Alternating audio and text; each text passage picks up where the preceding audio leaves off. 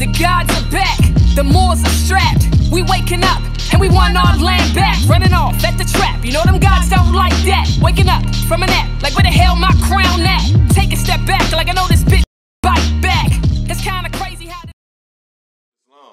And peace, family. It's your brother, Sheik Florence, and you're tuned in to Moor TV, where Moor TV presents Trill Talk. We need that more TV, more real MCs, more love, more truth, peace to Drew Ali. We need that more TV, more real MCs, more freedom, more justice, and they know who we be. We need that more TV, more real MCs, more love, more truth, peace to Drew Ali. We need that more TV, more real MCs, more freedom, more justice, and they know who we be. A God body manifested in the flesh, I must confess it. I declare my nationality the best, you can't contest it. We paid our karma debt, and now we back, and now they stressing more. Breathing on the back of rednecks, and now we flexing. Use a Roman soldier, boy, your pedigree I'm checking. I'm your mother. This segment of Trill Talk, we're gonna discuss the brother man Alva Braziel, who was gunned down by a Houston Police Department. Shot 10 times with no cause. He's got no media coverage, no publicity, anything like that outside of the city of Houston. In the middle of the road, police say officers and a witness tried repeatedly to get him to put down the weapon. At one point, he raised the gun to the sky. A police spokesperson says he then lowered the gun and pointed it at officers.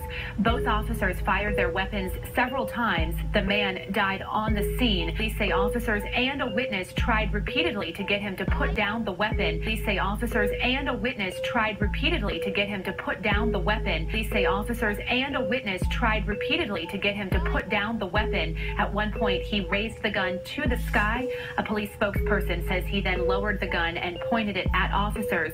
Both officers fired their weapons several times. The man died on the scene.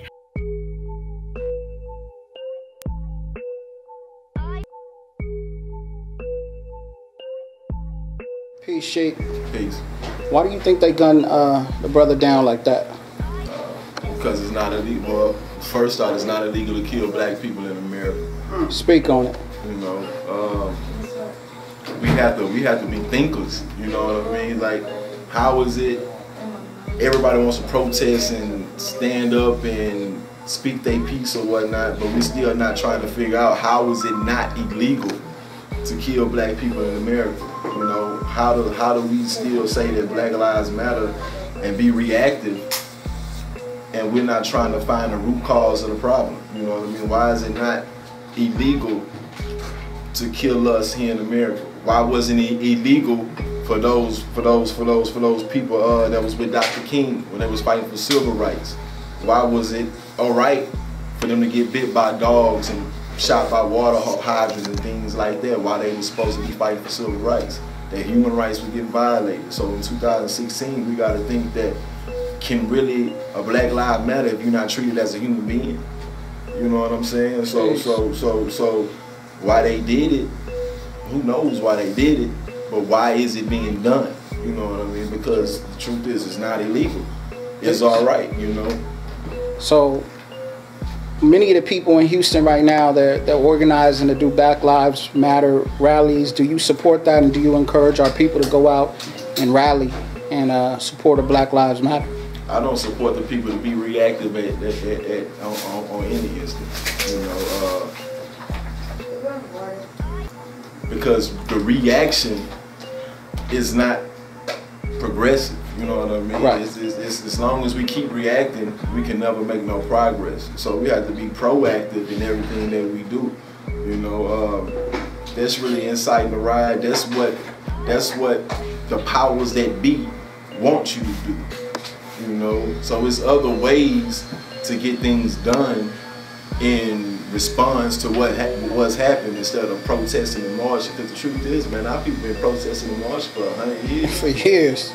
And it hadn't done nothing. Just like I was just saying, they was marching for civil rights, but they were still getting beat up, attacked by dogs, billy clubbed to death. And this is in the public arena, so everybody can see. You know, so what's gonna happen if they would do the same thing today? In Baton Rouge, they was marching And they came in with SWAT teams and assault vehicles and things like that and told them they couldn't even walk up the street, you know, just to try to get a reaction out of you, to hurt you even more or lock you up, and then what's the use? Okay, we're gonna ask the whole shop to chime in on this. Let's talk about solutions. Family, we did a lot of identifying on cause and problems. You know, a lot of people said religion. My brother over here said it's the disunity, you know, and us not coming together and supporting. My other brother talked about economics. So these are the things that's constantly dividing us.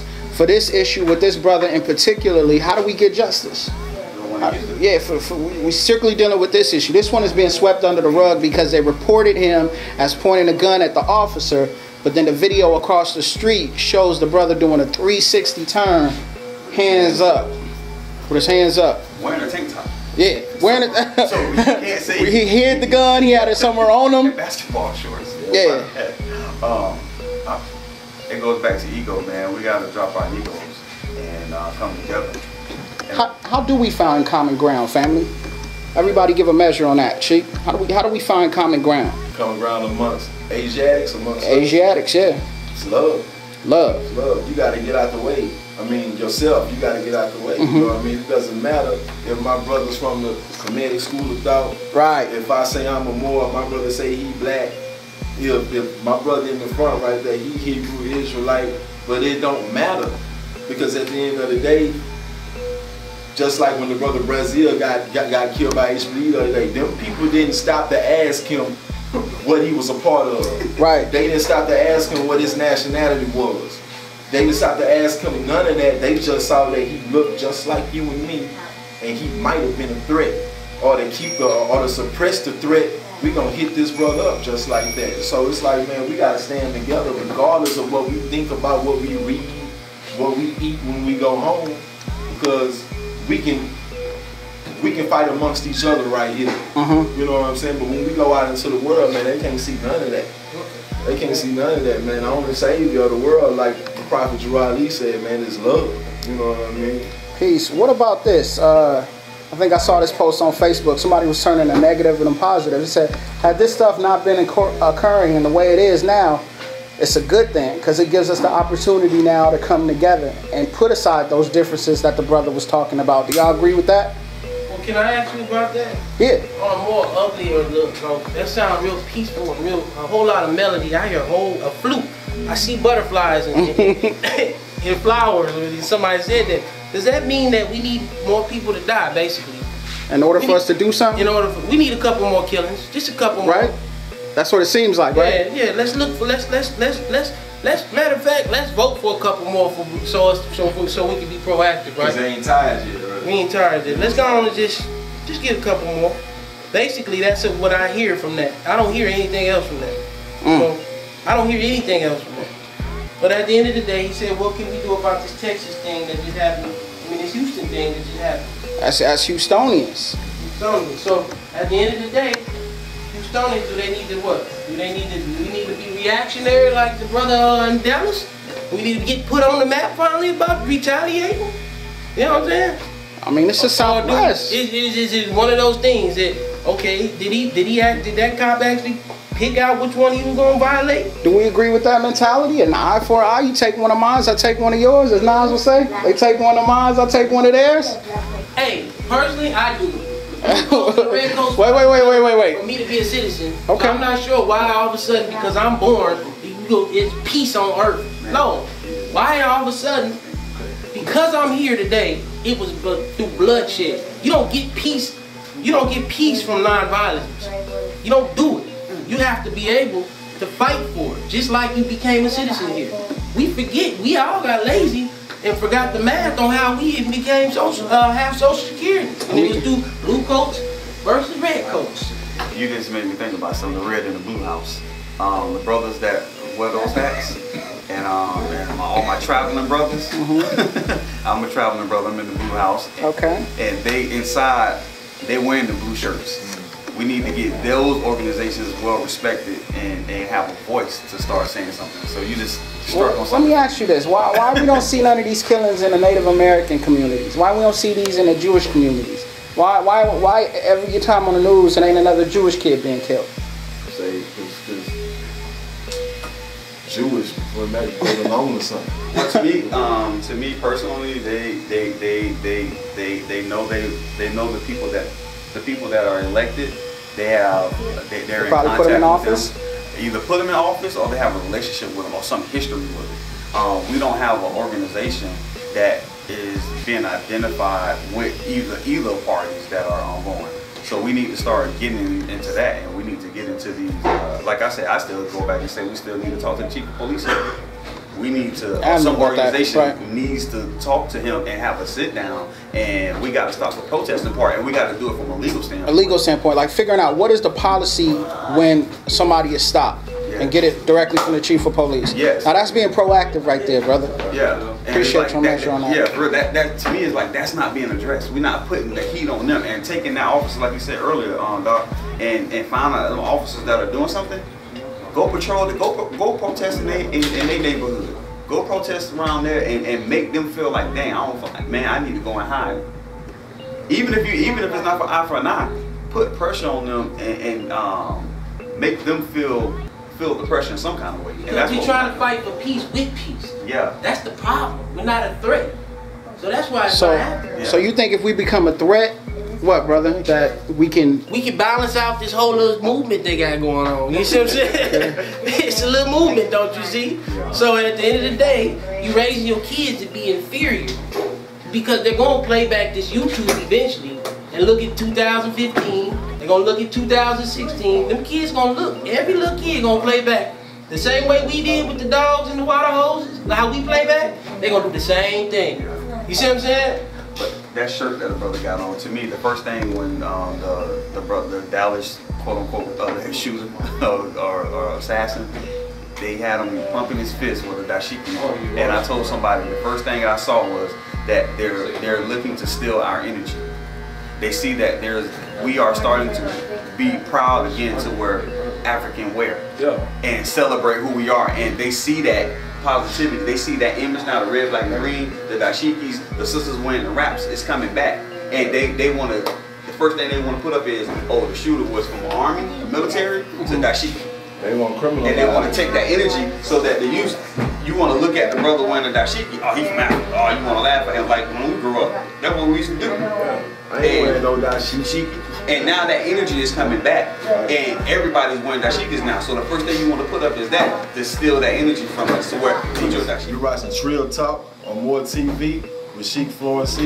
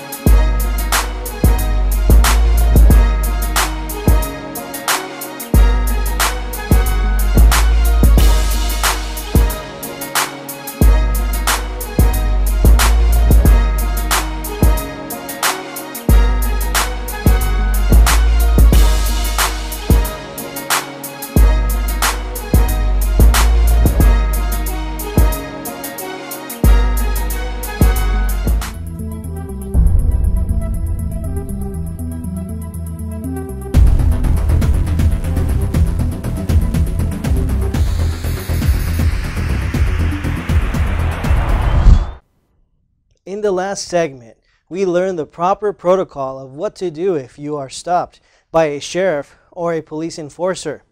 Throughout this DVD, we will continue to repeat that Moorish Americans are law-abiding United States of America citizen, and Moorish Shield is set up to aid and support law-abiding Moorish Americans. Next, we will be looking into the scope of nationality as it pertains to one's political status or standing in law. Moorish Americans are not black or African American. The Supreme Court has ruled through the Dred Scott case and others that all so-called black people and today's African American have no rights or protection under the Constitution except as a 13th or 14th Amendment persons and citizens. So because of this a different system was set up to grant so-called African American privileges such as civil rights and the right to vote. What many officers do when stopping a Moorish American is they make the wrongful error of assuming the individual they are stopping is a black or African person.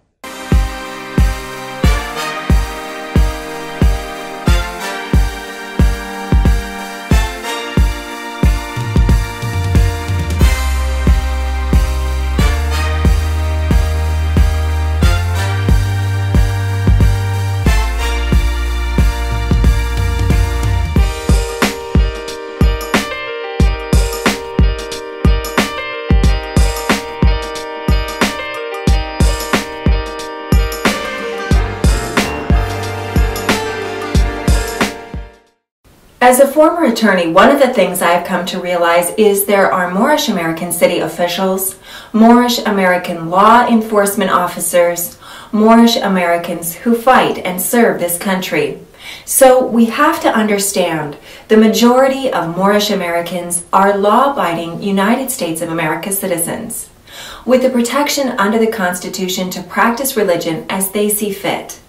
In 2010, President Obama signed on to the rights of indigenous people. Many Moorish Americans are indigenous to America. So what Moorish Shield does is it helps to notify law enforcement magistrates and judges about Moorish Americans. Going into 2015 to 2016, we will continue to work with government and city officials, as well as the Secretary of State office, to assure that all Moorish Americans